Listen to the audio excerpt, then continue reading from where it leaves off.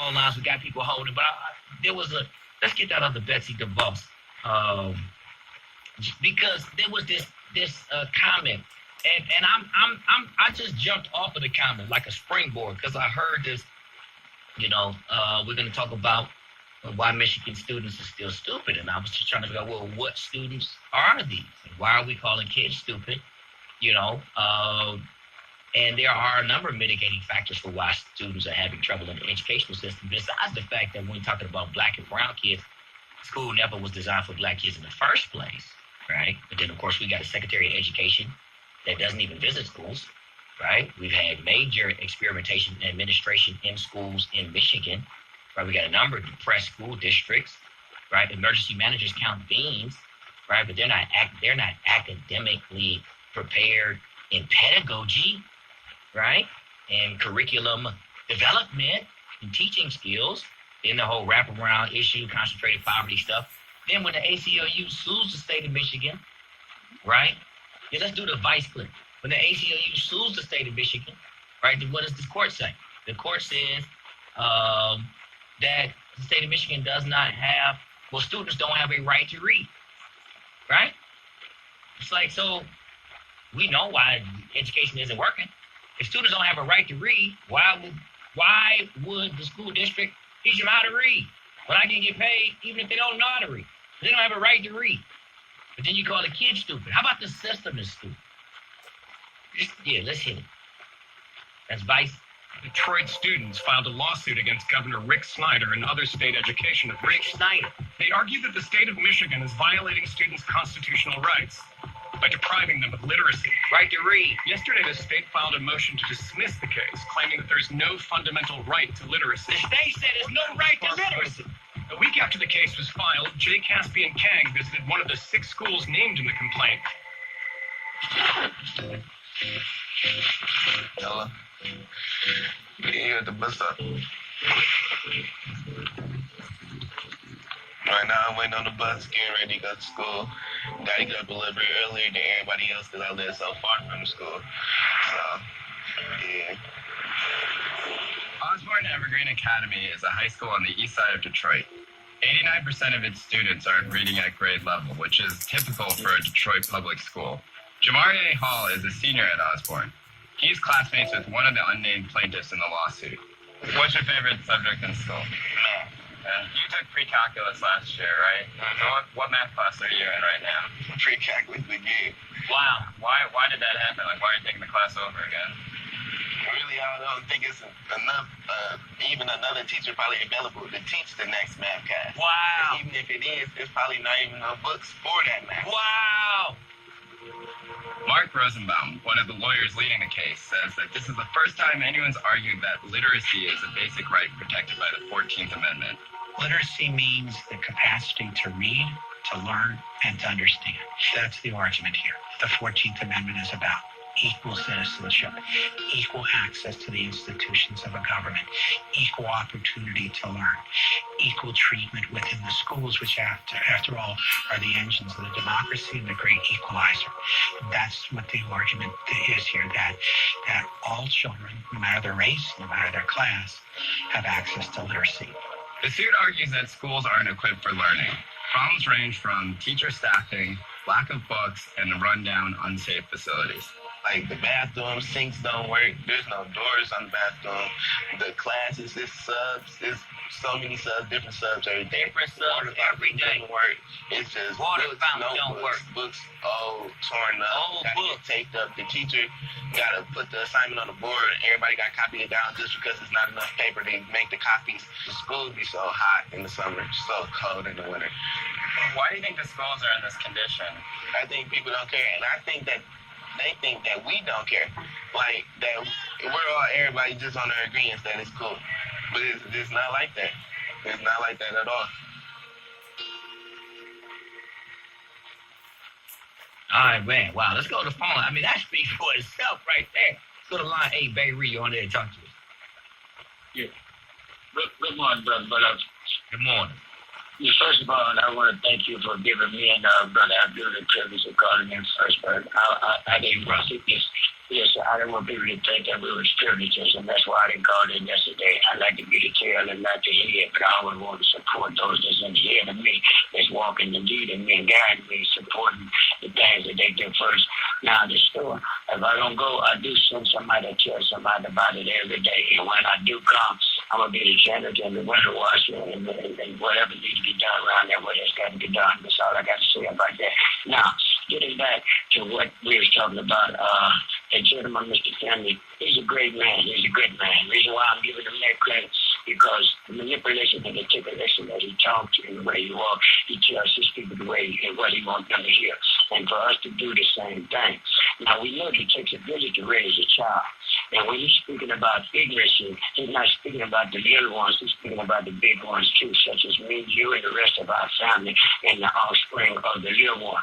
And for him to say things like that, we should all take heed to that because he's talking about city council. He's talking about NAACP. He's talking about anybody that has a hand on the nationality of a black person. When I'm saying that to say, when you done sold your soul, you done sold the whole. And the whole is where we came from, our mother's birth, out of the womb. And when you done sold that, and you don't try to get back to that, then we are lost and we're going to continue to do what we do, what other people manipulate us to do.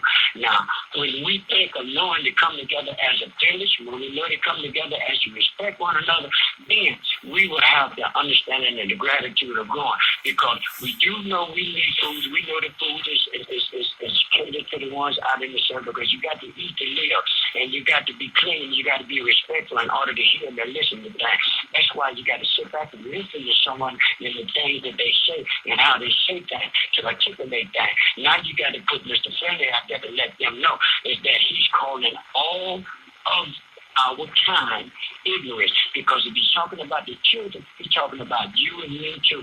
And I can't accept that. There's nothing for me to accept, for me to explain to someone about someone like him. Because when he's talking to them and they see him, they're going to escalate that. And they're going to act on that. And they're going to think on that. And they're going to do on that. So in order to do that, we got to respect ourselves and start picking each other up. And what I mean by picking each other up, we got to go to the lowest and the lowest one to show them what they mean and what they represent. Because our forefathers put them people where they are today.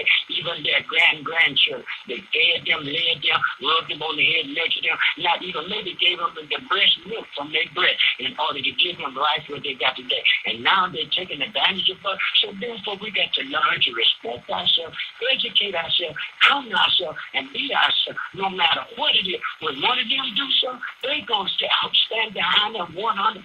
If they killed the grandma, they're going to stop it from going to jail and give him another chance. We got to be like that for our one. And if we don't come to that turn, we're going to always be lost and caught up in the song.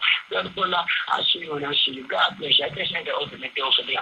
Open up your ears, family. Y'all live in the world and y'all doing what you do. Don't stop. And don't quit dictation and wasting. You ain't wasting no time. You're doing what you got to do. Father, Brother Bullock, you Dead Wilcox, and all the rest of y'all. May God bless y'all. All right, Brother Bay Reed, bless you, brother. 16400 West 7 Mile. Asbury Park, 7 Mile. Support the store. Man, I just had it. Man, I'm telling you, I'm trying to stay focused, but my brain is twitching. I wish somebody could go inside my ear and scratch it. It's itching. Man, I just want to do God's will. Line 6-1, you're on the air. Talk to it.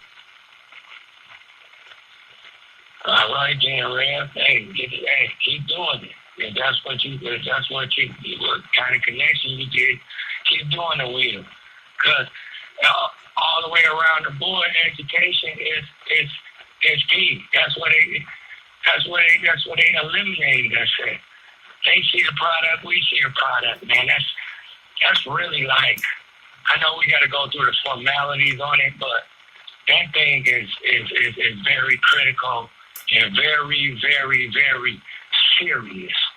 And I don't care who's listening and who's offended, but there are idiots from England on down. Anybody ever associated with it? You know, I don't know if you're familiar with Thurko Elementary School. with a sister, I forget her name, the principal. They got caught up in that principal thing, the criminal thing. But 2 years prior to that, Circle Elementary, right on 14th Street, was voted ranked #1 in the state. You see what I'm saying? #1 in the state. Who would ever thought that? Well, you can stand on the playground, everybody grab a rock and throw it, you would hit a crack house 10, 15 years ago. Right. You see what I'm saying? But, you know, then a few years later, they bankroll her demise. Contractor, they set her up. You know what I'm saying? What I'm saying, he had an open bank book to set all those principles up. You know what I'm saying? One went on air against that and other. But don't bite the hook. I agree with that, but I damn all that at this point. We gotta hit the 30 and whoever barked, that's who did it. And we need them out of this system. This is a matrix. They have an exit for themselves. You cannot tame this matrix. You cannot tame this system. You see how it just chews you up and eats you up. Look what it did to our kids. Look what it did to our city. Look what it did to our system. Our great water department. Our great education system. Our great DMC. Our great receiving hospital. Our great bridge. We got a bridge getting built over here, and a wall getting built over here. They about to raise up bullets. They about to start up a war. We gonna be in the hell pit by ourselves. Who you think gonna help us? Right. You understand what I'm saying? The answer, you sitting on the answer. You're standing on the answer. You put your hat on the answer every day. You got to get the road. You got to get the move. Because these people mean business. They beeline. Trust me. Look at all the systems that we just contribute to and build up and think we got something coming. If it ain't up you on like a cigarette book. You understand what I'm saying? So quit making everything so important and get to the realism. That's what I say, wholeism. Get to the realism. And that's what it is. That's every day, all day. When you sleep, make it happen. Hey. And thank you. Hey, thank you. Let's go to line 3. Theo, you're on the air. Talk to us. Happy Wednesday to you. Happy Wednesday to you. I still say that intro for you needs to be a full CD. I enjoy it. Thank but you. I wanted to say that is interesting to me